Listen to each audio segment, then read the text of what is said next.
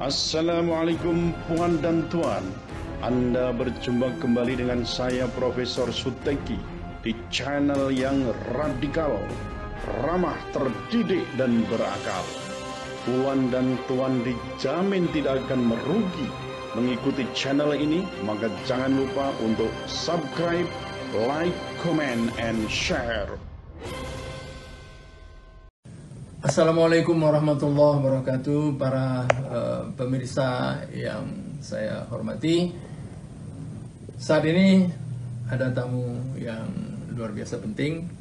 Dia disebut atau digelari Profesor Radikal. Beliau adalah Profesor Dr. Suteki, guru besar hukum di Universitas Diponegoro Semarang. Nah, mari kita tanyain beliau tentang beberapa hal. Nah, yang pertama, Profesor Suteki, siap. Belakangan ini Anda menjadi salah seorang yang dianggap tidak bersahabat oleh penguasa. Nah, itu dulu asal mulanya bagaimana itu? Iya. Itu pendapat orang yang tidak suka ya. Ya. Baik, saya boleh cerita sedikit kalau itu saya kira peristiwa kehidupan yang cukup tragis bagi saya. Iya. Jadi saya ini mengajar Pancasila 24 tahun plus filsafat Pancasila, ya itu cukup lama lah. Artinya saya tetap menanamkan pada peserta didik itu kan tentang apa itu Pancasila, mengamalkannya dan seterusnya kan begitu. Nah, kemudian tiba-tiba ada kebijakan pemerintah waktu itu tahun 2017 ya, terkait dengan Perpu Ormas, yaitu satu perpu yang menurut saya tidak urgent dan tidak genting, juga tidak ada kekosongan hukum. Kok dikeluarkan padahal kita sudah punya Undang-Undang Nomor 17 tahun 2013 tentang Ormas juga. Nah, saya menilai ini tidak, justru menunjukkan pemerintah itu sedang dalam kondisi otoriter kalau maksud saya. Jadi Perpu Ormas itu dikeluarkan, saya menilai untuk satu tujuan, yaitu membubarkan Hizbut Tahrir Indonesia. Dan itu memang terjadi. Dan itu terjadi. Jadi dengan menggunakan Perpu itu, kemudian Hizbut Tahrir Indonesia dicabut badan hukumnya. Karena menurut Perpu ini sekaligus apa? Dinyatakan bubar. Dan itu. Nah, saya tidak setuju dengan Perpu ini gitu. Sementara saya ASN. Nah, Perpu itu kan kebijakan presiden. Saya dinilai loh, saya kok tidak setuju dengan kebijakan presiden, berarti Anda tidak setia pada pemerintah, kan itu. Nah, dari situlah kemudian terus berkembang. Saya juga memberikan keterangan ahli di MK terkait dengan permohonan untuk dibatalkan Perpu Ormas ini. Saya memberikan keterangan itu.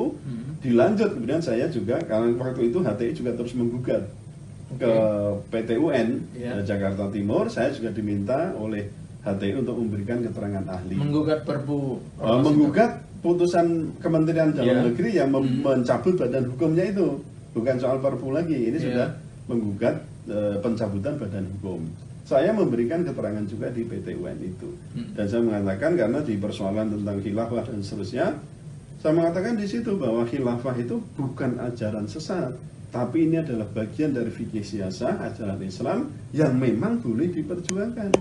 Kan itu boleh didakwakan, boleh dibicarakan, tapi tidak boleh menggunakan kekerasan, apalagi nggak menggunakan makar. Kan itu saya batasi di sana. Toh itu pun tetap saya dinilai, wah Anda berarti radikal, tuju dengan HTI yang radikal itu.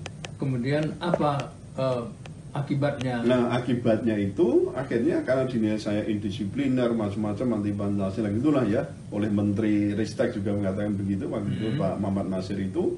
Nah, rektor kemudian membuat kebijakan memberhentikan saya dari beberapa jabatan gitu. Ada pertama saya sebagai ketua program studi Magister Ilmu Hukum, itu juga diberhentikan. Yang kedua sebagai ketua Senat Fakultas Hukum dicopot. Lalu yang ketiga adalah anggota Senat itu di Komisi 5 Senat Universitas.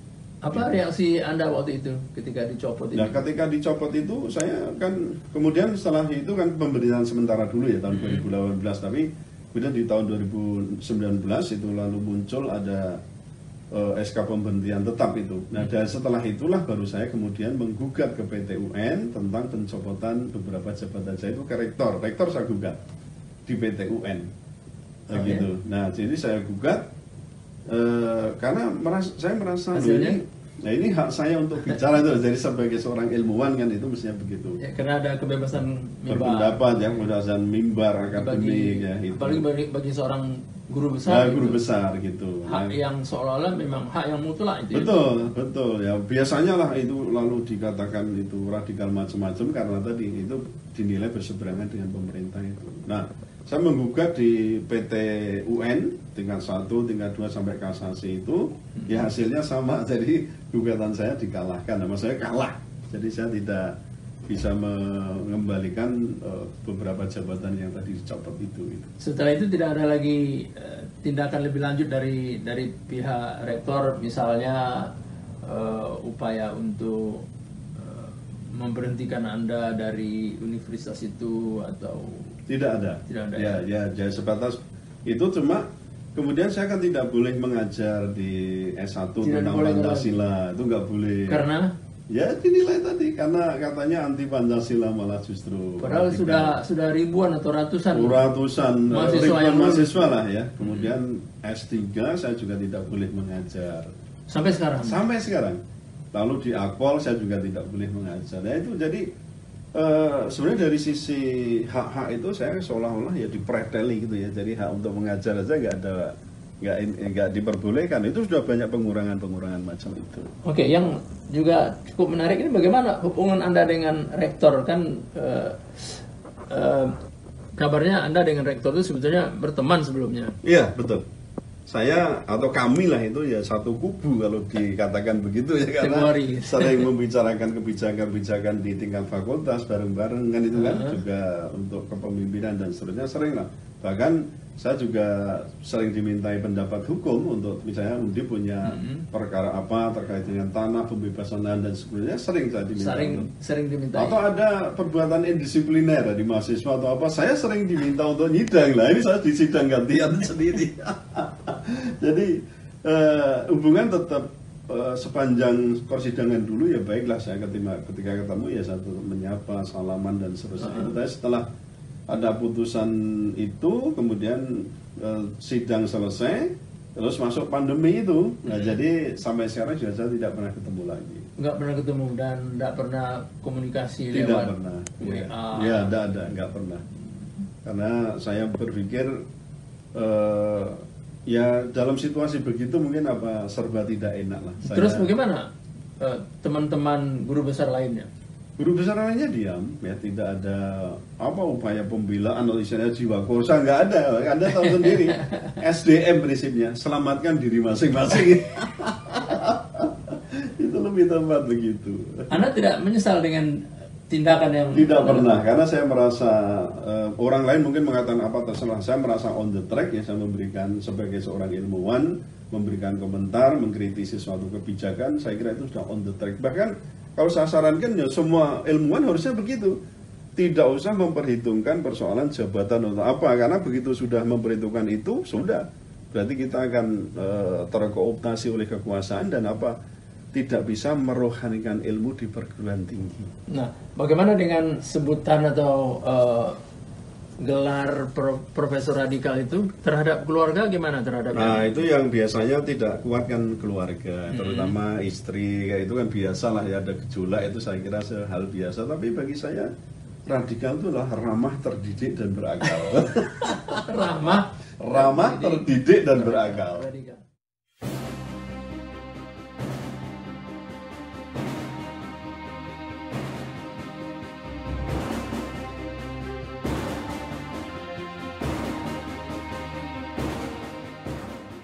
Radikal. Nah, sekarang keluarga udah oke kayaknya. Sudah stabil lah, artinya istri sendiri ya tetap selalu mengingatkan ini jangan begini. Saya kan sekarang punya channel juga kan, Profesor Suteki itu, ya istri saya juga mendukung dalam arti oh ya kalau sudah begitu kan sering lama-lama kan tahu oh yang dipikirkan suami saya begini begitu, ya, sudah ada masalah begitu. Cuma saya memberikan nasihat ya jangan terlalu frontal, jangan terlalu ini. Yang saya sampaikan selama itu kebenaran, tidak apa-apa. Saya bilang begitu. Apa tidak ada pendekatan dari rektor misalnya supaya hubungan diperbaiki barangkali saja? Sampai sekarang belum ada. Ya. Jadi bahkan yang saya mungkin pernah cerita pada Anda itu bahwa masuk Zoom saja itu bisa di kick out. Oh iya, bagaimana ceritanya? Kok? Nah, jadi itu ada kisah sedikit lah itu mengenai ada Zoom meeting ya, ada webinar dalam bentuk Zoom meeting itu membicarakan tentang radikalisme. Kenapa saya masuk? Karena saya merasa, loh, ini kan bicara tentang masalah saya gitu loh, yang dikenai dan atau yang dijulukan kepada saya begitu. Akhirnya saya masuk.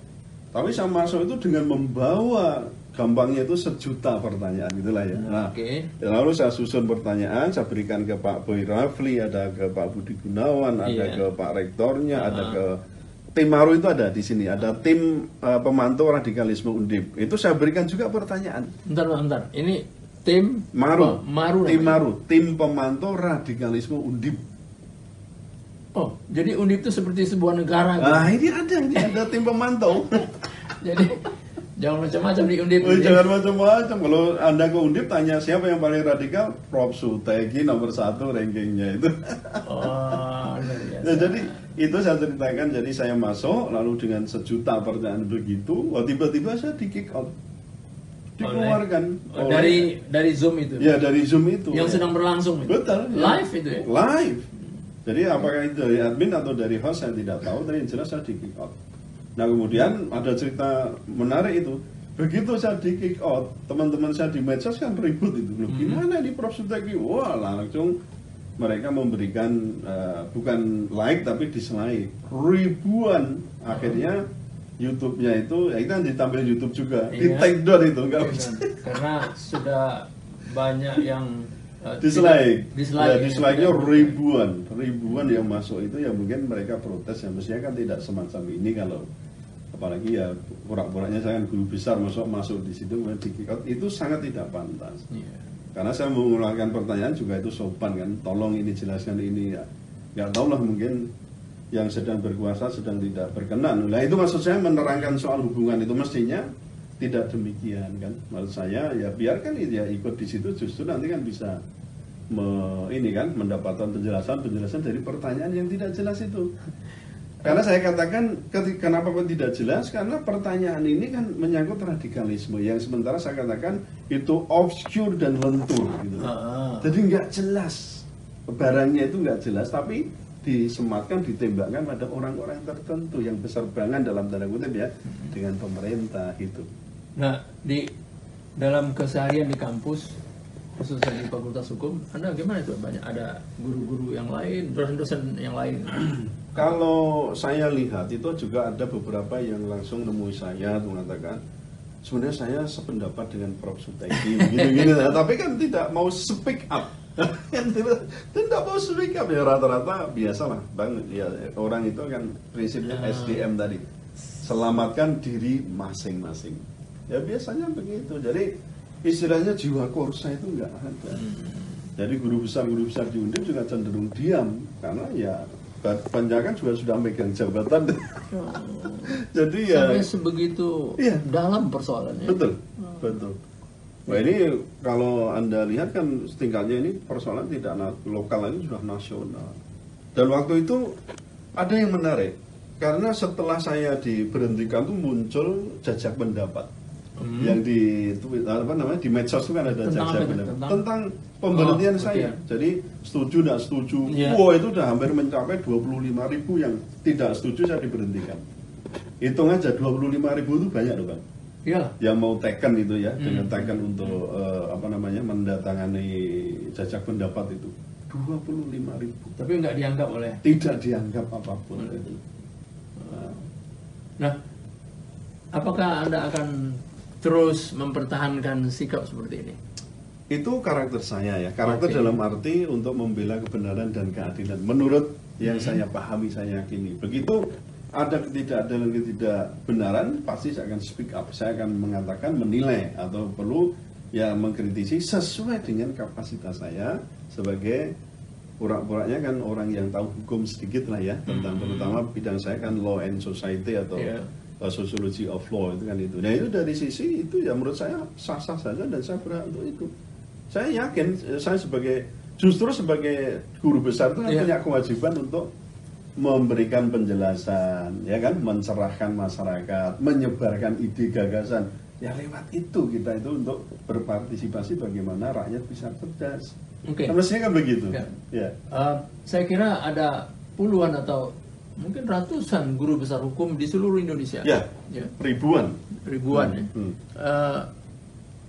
Iya, yang publik tahu, yang vokal itu, saya tidak mengatakan radikal, saya mengatakan ya vokal ya, karena memang begitulah seharusnya seorang guru besar tampil di publik. Bagaimana Anda melihat rekan-rekan?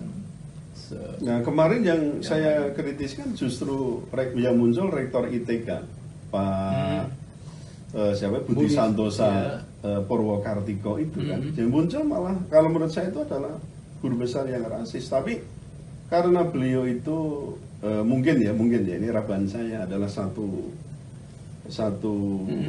warna ya dengan pemerintah yang sekarang, nyatanya sampai sekarang juga tindakan terhadap beliau kan kurang menurut saya dari sisi hukum pidana, padahal kan saya katakan ini kitab undang-undang hukum pidana dilanggar, undang-undang ITE dilanggar, undang-undang tentang rasis ya, tentang penghapusan diskriminasi ras dan etnis dilanggar. Ini udah pidana semua. Maksud saya ini guru-guru besar hukum lainnya yang jumlahnya ratusan atau mungkin ribuan di seluruh Indonesia ya, yang yang kelihatan tidak mau seperti Anda frontal gitu ya. Apakah ada di antara mereka yang kirim pesan apa isi pesannya gitu? Saya sampai sekarang kan punya teman di mana-mana. Iya, punya teman. Saya prinsipnya begitu. Saya sebenarnya sama punya beberapa itu yang saya punya pendapatnya. Tapi rata-rata mereka tadi safe, mencari aman ya, titik nyaman ya, di zona nyaman, tidak mau speak up atau apa itu tidak mau. Bahkan mereka itu kalau saya lihat cenderung untuk menghindar. Karena begitu berhubungan dengan saya nanti ketahuan, nah dinilai nanti sama ini, berarti dia radikal sama Prof. Suteki. Ya ini ada kebiasaan ya, kebiasaan di dunia otoritarianisme di sini lah, di negara ini.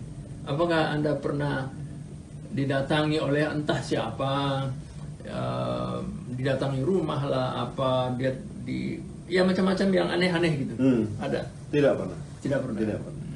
Ya, jadi saya kan punya juga murid di Sandi Negara ya. Jadi saya selalu menanyakan pada yang bersangkutan itu untuk tanyakan, gimana Mas kondisi saya? Aman Prof, nggak ada masalah. Prof itu sebenarnya ngomong benar sesuai dengan kapasitas begitu. Justru kami merasa senang ada pandangan yang lain, kami diskusikan gitu. Jadi sebenarnya nggak ada masalah begitu.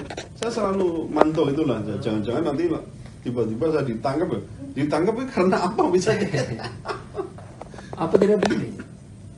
Profesor Suteki itu memberikan pandangan yang tidak objektif. Ya, sekarang orang mengatakan subjektif dan objektif dari mana? Kalau perspektif saya adalah keilmuan, saya tidak punya ambisi apa-apa, taruhlah tentang HTI, saya bukan anggota HTI. Kan jelas itu. FPI saya bukan anggota FPI, tapi untuk mempersekusi terhadap HTI dan FPI tetap saya berikan kritisisme. Karena ini dalam sisi kacamata hukum saya itu nggak tepat gitu loh. Oke, kalau misalnya mau diproses, ikuti dong step by stepnya, namanya due process of law. Jangan main antem. Kan ini modelnya antem dulu, urusan belakang. Itu namanya apa? Kalau nggak vandalisme. Itu namanya demokrasi. Enggak gitu loh. Saya cuma sebatas itu gitu loh. Vandalisme demokrasi. Itu kita tutup perjumpaan. Terima kasih atas perhatian Anda. Assalamualaikum warahmatullahi wabarakatuh. Waalaikumsalam warahmatullahi wabarakatuh.